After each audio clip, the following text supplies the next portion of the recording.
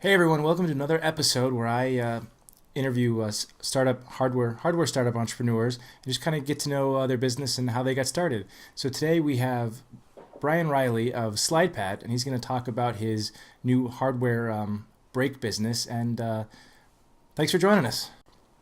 Thanks. Thanks for having me. My pleasure. So tell us, what is SlidePad? Give us the 30-second pitch.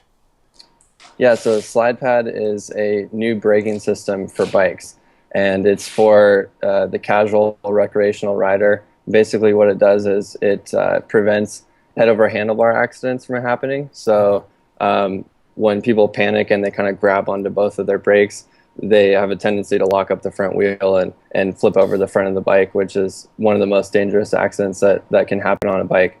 So we created a very simple solution to that problem. And SlidePad is a product that gets installed into the rear brake of a bicycle, and Okay. it uses the force of the rear wheel to actuate the front brake. So the rider only uses a single lever. So it's like a car; you only have one braking input, and Okay. you can slam on it as hard as you can, and the amount of front brake is actually being done by the force of the rear wheel. So what happens is, as your weight starts to pitch forward, the amount of front brake is limited so that you can't get tossed off the bike. Oh, very cool. So what Yeah. inspired you to design and build this thing? So uh, the way we started is my co-founder Andrew designed the original version of this for his own bike, and he kind of thought of the idea while mountain biking and made one for his bike and was riding around Cal Poly San Luis Obispo where we went to school, and I saw this thing and I got really interested in it, particularly because my grandpa had been in a really serious head over handlebar accident. So while Andrew Okay. kind of had this thing on his own bike, and didn't really necessarily know where he was going to go with it. I thought it had a lot of commercial potential, and I was personally invested in it because of what happened to my grandpa. So we kind of teamed up.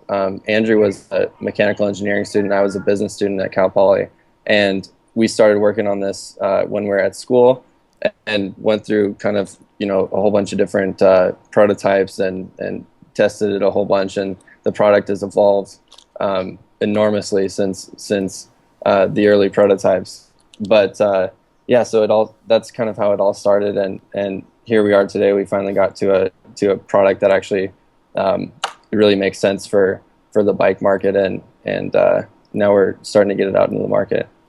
Oh, that's very cool. So, how many prototypes did you go through from, the first one to what's being manufactured now?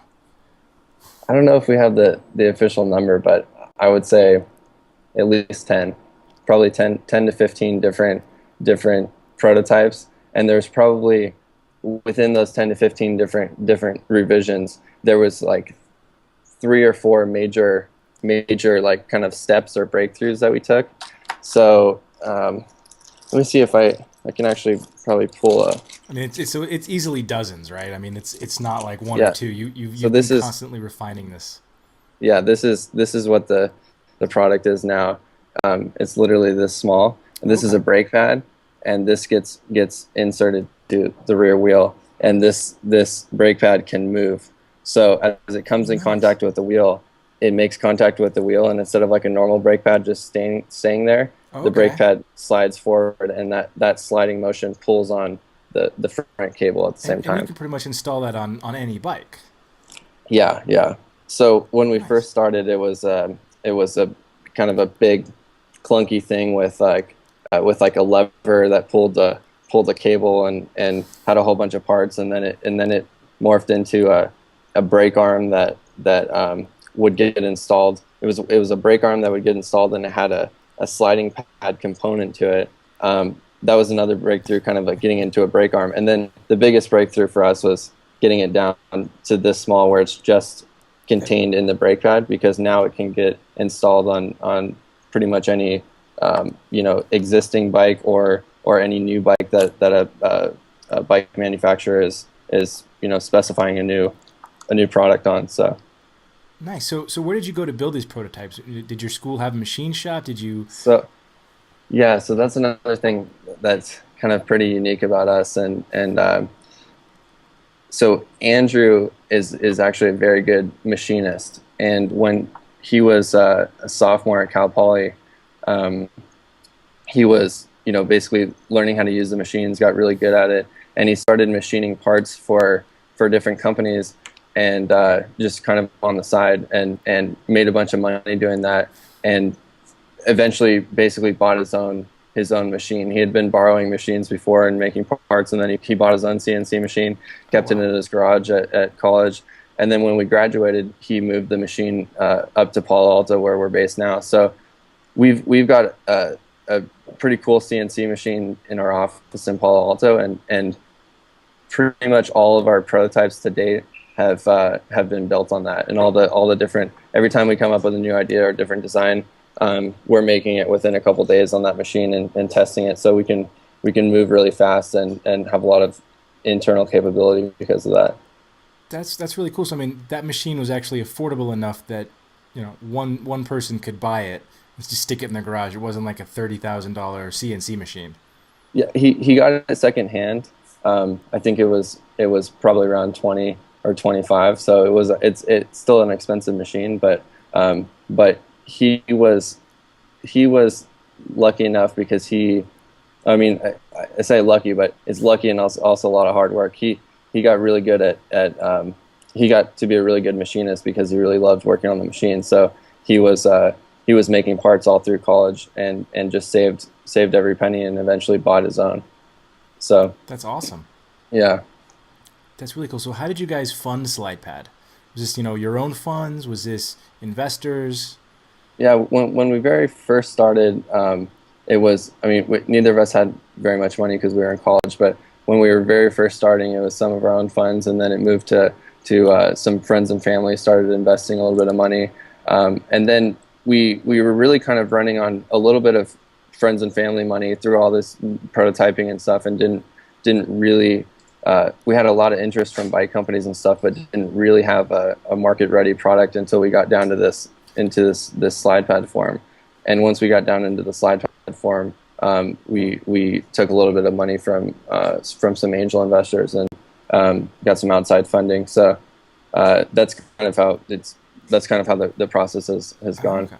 So what are some of those lessons learned that you've gained from all the prototyping experience? Obviously, your co-founder had a lot of machining experience. What are some of those things that you've learned going from neat idea prototype to manufacturable item? Yeah, well, actually, the prototyping thing is a huge thing. It's like we've learned just how important it is to actually take something off a screen and make it and test it and use it and show it to people and get feedback and then adjust. Because of course, like every time you make something, you kind of you think like, oh yeah, this is it. But then you start showing it to people, and you learn like another thing to change, and then you get to a point. For us, there was a very clear breaking point of when we finally kind of crossed the barrier to where then we started, reapproaching bike companies that we already talked to, and all of a sudden it was like, oh, this makes sense now. Like let's do it. Let's tool up. Let's start moving.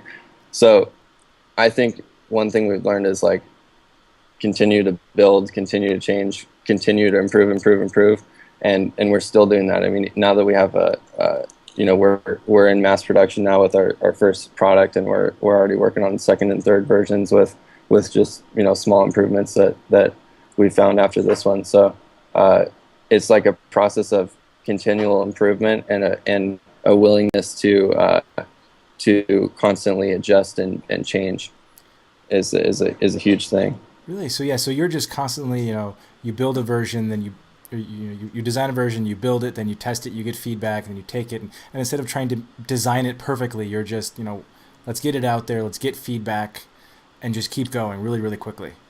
Yeah, well, it's interesting with ours.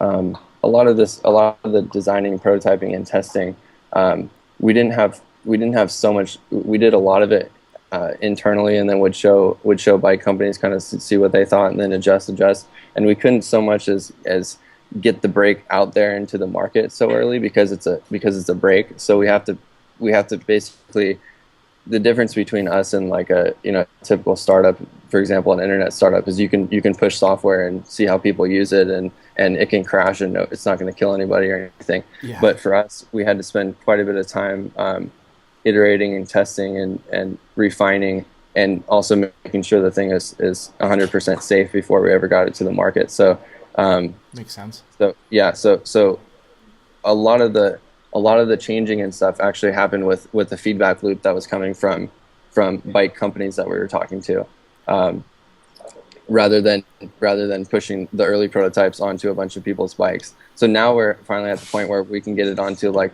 a lot of people's bikes, and we're on some rental fleets, and a lot of bike shops are starting to put it on bikes and upselling bikes in the bike shop and stuff like that, because it's finally at a point where it's ready to be on bikes. But that's one kind of interesting thing about our product is a lot of the adjusting had to happen, not so much on actual people's There's bikes. that safety factor. You have to make sure that you can get feedback, but at the same time, nobody gets hurt using it. Exactly, yeah. So you mentioned something really interesting. So you actually approached the bike companies with this idea. Were you worried that they were going to steal it or take it? I mean, was that a concern at all? There's always that risk, but that was kind of a calculated risk that we were willing to take.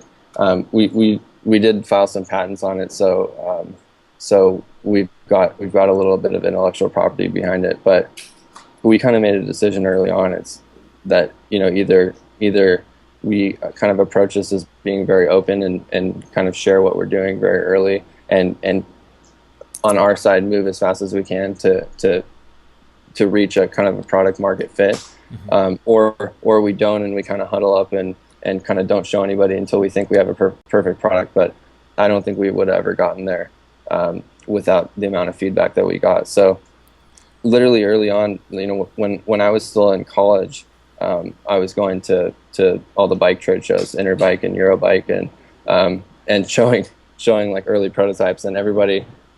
What we learned early on is everybody really thought this was a great concept and something really meaningful for the industry, and we just had to figure out how to get it into a product form that was easily installable on bikes and affordable and all that stuff. Yeah.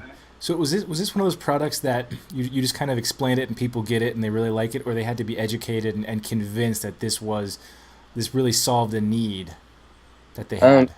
The biggest thing, it's actually hard to like, for example, like what I explained on this video, you can get it, but it's actually hard to really get sold on the product until you ride it on a bike.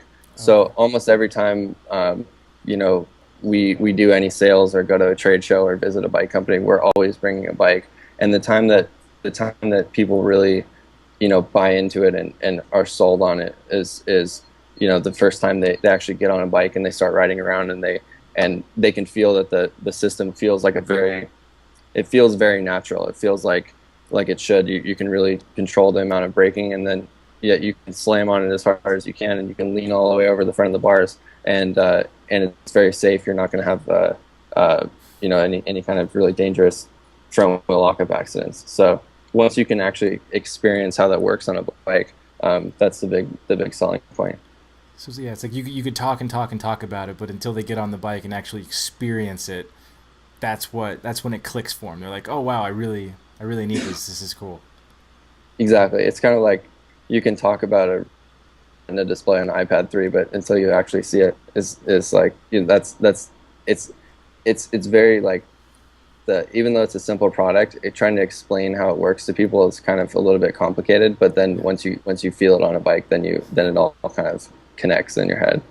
So what are some of the other unique challenges that you faced as a hardware startup, as opposed to software startups don't really have to worry about inventory and building things? You're dealing with safety, products. What are some of those other hard parts, obstacles that you faced?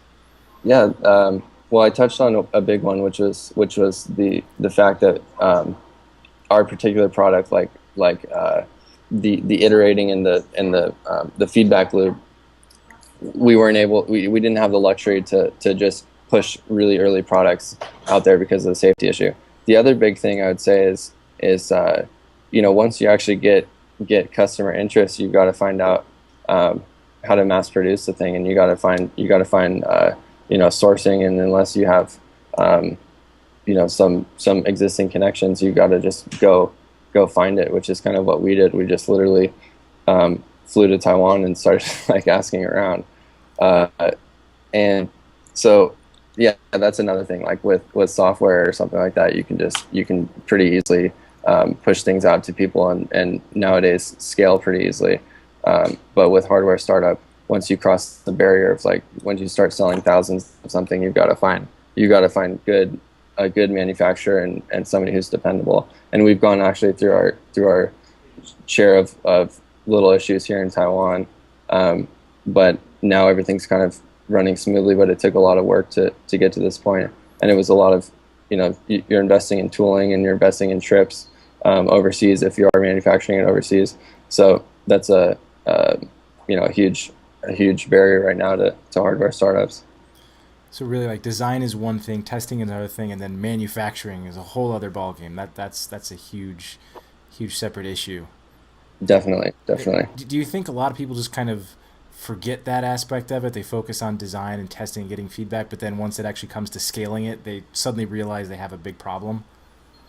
Yeah, I think that's a big reason why you see a lot of big companies producing physical products and getting them on a shelf, and very rarely do you see small companies actually getting something on a shelf somewhere and getting it sold. And it's not that individuals or small companies have a problem designing something innovative or making something that's really cool. I think the biggest barrier is the manufacturing and the distribution.